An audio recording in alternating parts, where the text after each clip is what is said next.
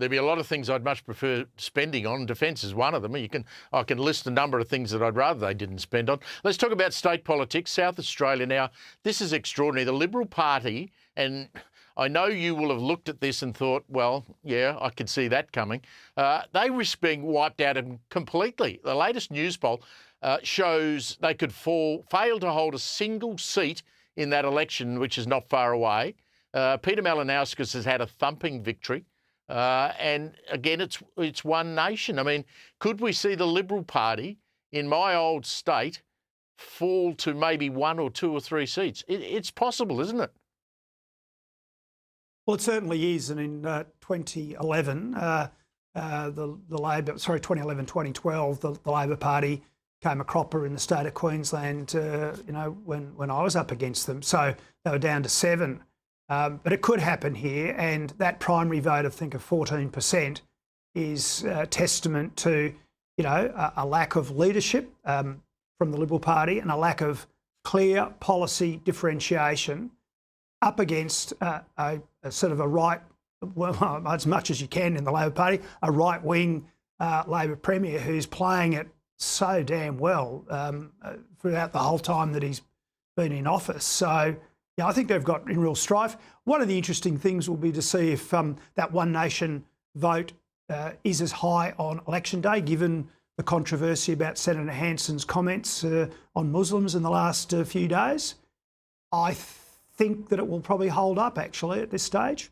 But I've always said that, the biggest obstacle for One Nation is for them, if they want us actually, break through the next glass ceiling, if I can call it that, is to be seen as, not just a protest party, but a party that's actually got, policy depth and could govern. So anyway, I don't think it's looking too good for the Libs at the South Australian election. Look, the best 2 politicians, I reckon, in the country are Malinauskas in South Australia, and here at Sky tonight we had a speech from New South Wales Premier Chris Minns, who was just outstanding, talking about, the importance of something like Sky News and the new name and all of that stuff. But those 2 are just very good performers. I want to talk about this fast train. Now, I reckon in my journalistic career, I would have written about fast train projects 25 times from about 1975 onwards. We still haven't got one. Now we're talking about spending $90 billion just to build a line between Sydney and Newcastle, with most of it in a tunnel. That is never going to happen. Steve, I sort of got my real reputation for getting things done in politics through building tunnels in Queensland and having what was seen as being an out there sort of vision. So I'm not a knocker naturally, but I'm also a businessman, and I go, why do we need a fast train between Sydney and Newcastle? Like, it would be great. And by the way, to those Novocastrians this evening, I love your city. Story behind that, haven't got time. But so look, it would be great, but surely it's Sydney, Melbourne. I could buy a vision for that. I mean, I think it was an episode of that ABC show Utopia where they talk about fast trains. Look, it's just, I think, and why is the federal government sort of pushing it when the state government seem almost like they're not interested? I mean, would people get back in their lane? I mean, go back to defence. I mean, let me give you a hint. Yeah, I'll give you a hint. To change the discussion this week away from ISIS brides in Syria and get people to talk about a fast train, that's never going to happen. That's the hint.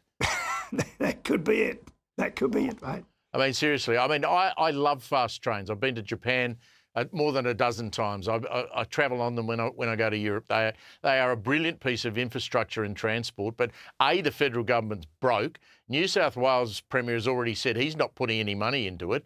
And how does the rest of Australia feel? How do all our great mates in Queensland feel that we're going to spend $90 million getting a few people between Sydney and Newcastle and back again?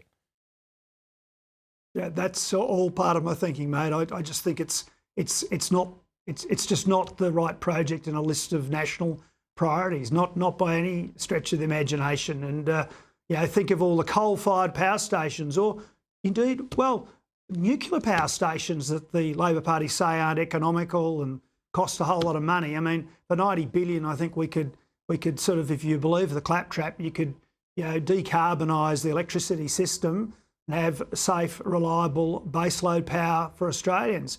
But, apparently nuclear was too expensive. Go figure. Just before you go, I want to talk about Bunnings. I know you're a Bunnings fan. I'm a Bunnings fan as well. Their CEO, Rob Scott, he has issued a warning saying Australia is at, quote, a tipping point due to high inflation, sagging productivity. And he said the government has to work with business to solve it. He's absolutely 100% correct. Do you think Jim Chalmers is listening? Well, perhaps eventually Jim Chalmers will listen to all this stuff. And I'm concerned about so many business failures, and particularly when you start seeing prominent brands like Barbecues Galore going down, you really do have to worry. And the opportunity here, though, Steve, is that this is going to Angus Taylor and the coalition to start hammering these points. Yeah. And I was reassured that in the last week, they actually have started to talk about things that the Liberal Party should talk about.